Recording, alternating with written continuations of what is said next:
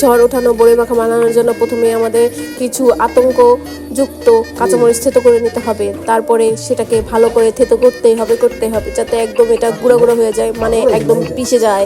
এমনভাবে পিষতে হবে যেমন আপনি আপনার বললাম না। তারপর নিতে হবে ধনিয়া পাতাকে ইচ্ছা মতো মনের রাগ দিয়ে ভালো করে পিষতে হবে। এমনভাবে পিষুন যাতে সে আপনার এক্স বয়ফ্রেন্ড হোক, এমন কোনো টক্সিক ফ্রেন্ডকে আপনি ভালো করে ম্যাশ করতেছেন। তারপরে আমরা নেব কিছু টক বড়ই, যেটা খেতে একদমই টক, আর এটাকেও ভালো করে ম্যাশ করে নেব, থেতো করে নেব। তারপরে আমরা এটাকে থেতো করতেই থাকবো।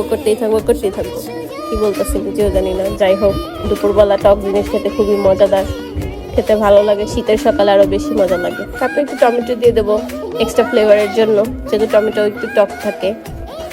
পাশে সবাই বসে হাসতেছে কারণ আমি বয়স দিতে পারি না। চুপ থাকো, ওইটা স্কিপ করেন, পড়ে যাচ্ছে। তারপর আমরা একটু বিট লবণ দেবো, যেটা বানানো হয়েছে লবণ আর মরিচের গুঁড়া দিয়ে। মরিচের গুঁড়োটা খুবই ঝাল। তারপর আবার ভালো করে ম্যাশ করে নেবো। তারপর একটু চিনি দেবো, যেহেতু বাচ্চারা মিলেই খাবো আমরা সবাই। একটু টক জাতীয় জিনিসে চিনি দিলে একটু টেস্টটা ভালো হয়, মজা লাগে অনেক বেশি। তারপর ভালো করে মিক্স করে নেবো। তারপর একটু টেস্ট করে নেবো সবকিছু পরিমাণ ঠিক আছে কিনা। ভালো ঝাঁকানাকা করে তারপরে বাকিতে বেড়ে নেবো।